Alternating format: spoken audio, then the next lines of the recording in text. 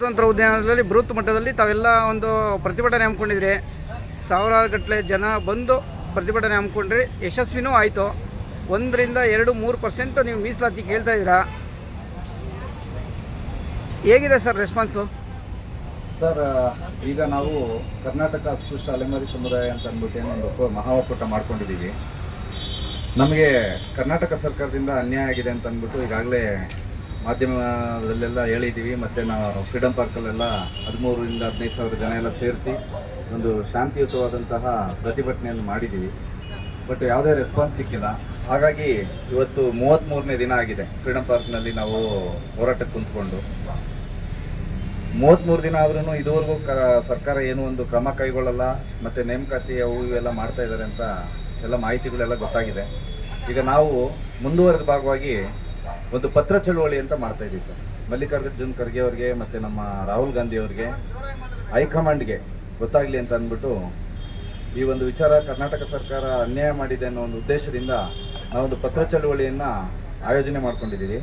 ಅದಾದ ನಂತರ ಈಗ ನಮ್ಮ ಕರ್ನಾಟಕ ಅಸ್ಪೃಶ್ಯ ಅಲೆಮಾರಿ ಸಮುದಾಯಗಳ ಮಹಾ ಒಕ್ಕೂಟದಿಂದ ಡೆಲ್ಲಿ ಚೆಲ್ಲೋ ಅಂತ ಅಂದ್ಬಿಟ್ಟು ಇವತ್ತು ನಿರ್ಧಾರ ಮಾಡಿದ್ದೀವಿ ಸರ್. ಎಲ್ಲ ನಿರ್ಧಾರ ಮಾಡಿ ಕನಿಷ್ಠ 1-1.5 ಜನ ಜಂತರ್ ಮಂತರಲ್ಲಿ ಹೋಗಿ ದೆಹಲಿಯಲ್ಲಿ ಒಂದು ಪ್ರತಿಭಟನಾ ಕಾರ್ಯಕ್ರಮ ಮಾಡಿ, ಮತ್ತು ನಾವು ರಾಹುಲ್ ಗಾಂಧಿ ಅವ್ರಿಗೆ ಮತ್ತು ಮಲ್ಲಿಕಾರ್ಜುನ್ ಖರ್ಗೆ ಅವ್ರಿಗೆ ಭೇಟಿ ಮಾಡೋ ಒಂದು ಪ್ರೋಗ್ರಾಮ್ನ ಫಿಕ್ಸ್ ಮಾಡ್ಕೊಂಡಿದ್ದೀವಿ ಎಲ್ಲ ಸಮಸ್ತ 59 ಅಲೆಮಾರಿ ಸಮುದಾಯಗಳನ್ನು. ದೆಹಲಿ ಚಲೋ ಅಲ್ಲಿ ಜಂತರ್ ಮಂತರಲ್ಲಿ ಅವತ್ತು ಗಾಂಧಿ ಜಯಂತಿ ಇರೋದ್ರಿಂದ ನಮ್ಮ ಅಲೆಮಾರಿ ಸಮುದಾಯದ ಎಲ್ಲ ವೇಷಭೂಷಣಗಳೊಂದಿಗೆ ನಾವು ಪ್ರತಿಭಟನೆಯನ್ನು ಹಮ್ಮಿಕೊಂಡಿದ್ದೀವಿ. ಮತ್ತು ಹೈಕಮಾಂಡ್ ಅವರು ಕರ್ನಾಟಕ ಸರ್ಕಾರ ಏನು ನಮಗೆ ಅನ್ಯಾಯ ಮಾಡಿದೆಯೋ ಅದನ್ನು ಸ್ವಲ್ಪ ಅವ್ರಿಗೆ ಗಮನಕ್ಕೆ ತಂದು ಈ ಒಂದು ವಿಚಾರನ ಗಂಭೀರವಾಗಿ ಪರಿಗಣನೆ ಮಾಡಬೇಕು ಅಂತ ಅಂದ್ಬಿಟ್ಟು ದೆಹಲಿ ಚಲೋ ಅನ್ನೋದನ್ನು ಒಂದು ಹೋರಾಟ ಪ್ರಾರಂಭ ಮಾಡಿದ್ವಿ ಸರ್. ನೋಡಿ, ನೀವು ಇಂದಿನ ಘಟನೆಗಳನ್ನ ಗಮನಿಸ್ಕೊಂಡು ಬರ್ತಾ ಇದ್ದೀರಾ.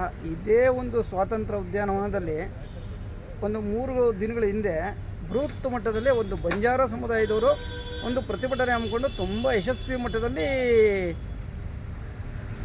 ಸಾಧನೆ ಮಾಡಿದ್ರು ಅನ್ಕೋಬೋದು. ಒಂದು ವಾರ ಗಡುವು ಕೊಟ್ಟಿದ್ದಾರೆ.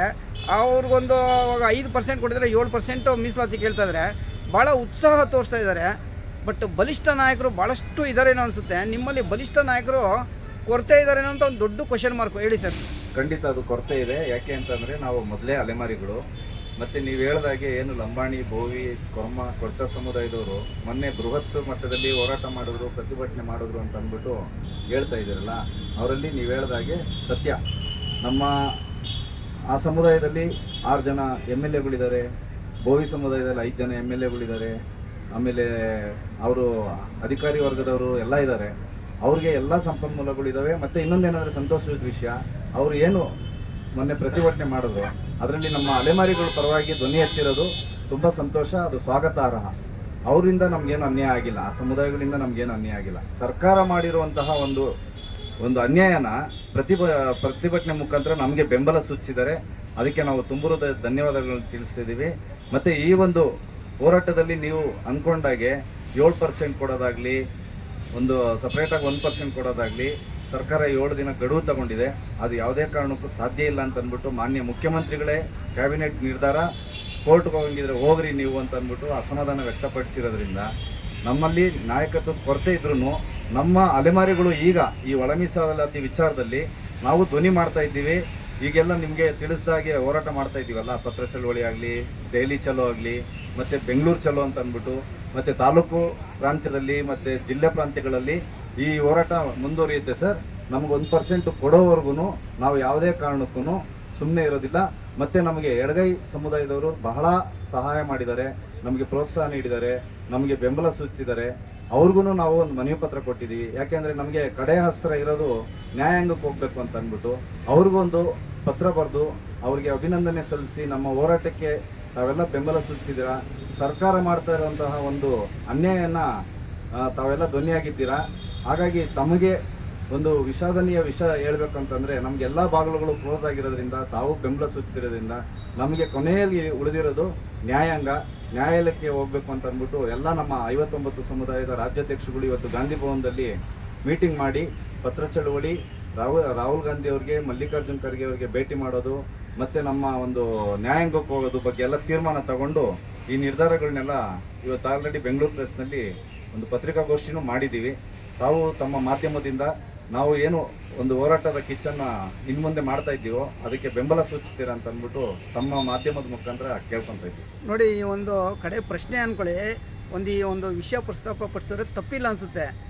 ಒಂದು ತಳಮಟ್ಟ ಸಮುದಾಯ ಆಗ್ಬೋದು, ಮೇಲ್ಮಟ್ಟ ಸಮುದಾಯ ಆಗ್ಬೋದು, ಅವ್ರವ್ರ ಜಾತಿಗೆ ಅವ್ರವ್ರ ವ್ಯಾಲ್ಯೂ ಇದೆ, ಒಂದು ಪ್ರಾಮುಖ್ಯತೆ ಇದೆ. ಬಟ್ ಮೀಸಲಾತಿ ಜಾಸ್ತಿ ತೊಗೊಂಡವ್ರಿಗೆ ಸಂವಿಧಾನನ ಚೆನ್ನಾಗಿ ಅರ್ಥ ಮಾಡ್ಕೊಂಡಿದ್ದಾರೇನೋ ಅನಿಸುತ್ತೆ. ತಮ್ಮ ಸಮುದಾಯದಲ್ಲಿ, ಅಲೆಮಾರಿ ಸಮುದಾಯದಲ್ಲಿ ಸಂವಿಧಾನನ ಭಾಳಷ್ಟು ಕಡಿಮೆ ತಿಳ್ಕೊಂಡಿದ್ದಾರೆ ಅಂತ ಒಂದು ಕ್ವಶನ್ ಮಾರ್ಕು. ನಿಮ್ಮಲ್ಲೂ ವಿದ್ಯಾವಂತರಿದ್ದಾರೆ, ಇಲ್ಲ ಅಂತಲ್ಲ, ಬಟ್ ಸಂವಿಧಾನ ಇನ್ನೂ ತಿಳ್ಕೊಬೇಕೇನೋ ಅನಿಸುತ್ತಲ್ವಾ ಸರ್? ಈಗ ಸಂವಿಧಾನದ ವಿಚಾರ ಬಂದಾಗ ತಾವು ಕೇಳಿರೋ ಪ್ರಶ್ನೆಯಲ್ಲಿ ಅವರೆಲ್ಲ ವಿದ್ಯಾವಂತರಿದ್ದಾರೆ, ಸಂವಿಧಾನನ ನಿಮ್ಮಲ್ಲೂ ಗ್ರಾಜ್ಯುಯೇಟ್ಸ್ ಇದಾರಲ್ಲ ಸರ್, ಅರ್ಥ ಮಾಡ್ಕೊಂಡಿದ್ದಾರೆ ಅಂತ ಹೇಳ್ತಾ ಇದ್ದೀರಾ. ಬಟ್ ಆದರೆ ಅರ್ಥ ಮಾಡ್ಕೊಂಡಿದ್ದಿದ್ರೆ ಸುಪ್ರೀಂ ಕೋರ್ಟ್ ಆದೇಶ ಏನಿದೆ, ಸಂವಿಧಾನದ ಆಶಯ ಏನಿದೆ, ಅದನ್ನು ಗಾಳಿಗೆ ತೂರಿ ಅವರು ನಾಯಕತ್ವನ ಉಳಿಸ್ಕೊಂಡ್ರೆ ಅದು ಯಾವುದೇ ರೀತಿಯಲ್ಲಿ ಸಂವಿಧಾನಕ್ಕೆ ಬೆಲೆ ಕೊಟ್ಟಂಗಲ್ಲ.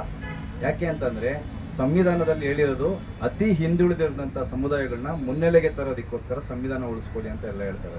ಇವತ್ತು ಸಂವಿಧಾನ ಆಗಲಿ, ಸುಪ್ರೀಂ ಕೋರ್ಟ್ ಕೊಟ್ಟಿರುವಂಥ ಆದೇಶ ಆಗಲಿ, ಎಲ್ಲನೂ ಗಾಳಿಗೆ ತೋರ್ಬಿಟ್ಟು ಇವತ್ತು ನಮ್ಮ ಅಲೆಮಾರಿ ಸಮುದಾಯಗಳಿಗೆ ಅನ್ಯಾಯ ಮಾಡಿದ್ದಾರೆ ಅನ್ನೋದು ತಮ್ಮೆಲ್ರಿಗೂ ಗೊತ್ತಿರೋಂಥ ವಿಷಯ ಸರ್. ಹಾಗಾಗಿ ನಾವು ಇವತ್ತು ಏನು ಫ್ರೀಡಮ್ ಪಾರ್ಕ್ನಲ್ಲಿ ಕಂಟಿನ್ಯೂ ಮಾಡ್ತಾ ಇದ್ದೀವಿ ಹೋರಾಟನ, ಮತ್ತು ನಾವು ಇದನ್ನು ಡೆಲ್ಲಿ ಮಟ್ಟಕ್ಕೂ ತಗೊಂಡೋಗಿ ನ್ಯಾಷನಲ್ ಇಶ್ಯೂ ಮಾಡಬೇಕು ಅಂತ ಅಂದ್ಬಿಟ್ಟು ನಾವು ತೀರ್ಮಾನ ತಗೊಂಡಿದ್ದೀವಿ ಸರ್. 100% ನಾವು ನಮ್ಮ ಹೋರಾಟದ ಜಯ ಗಳಿಸ್ತೀವಿ ಅಂತ ಅಂದ್ಬಿಟ್ಟು ನಮ್ಮ ಒಂದು ಏನಂತಾರೆ ಗಟ್ಟಿ ನಿಲುವಾಗಿದೆ. Thank you sir.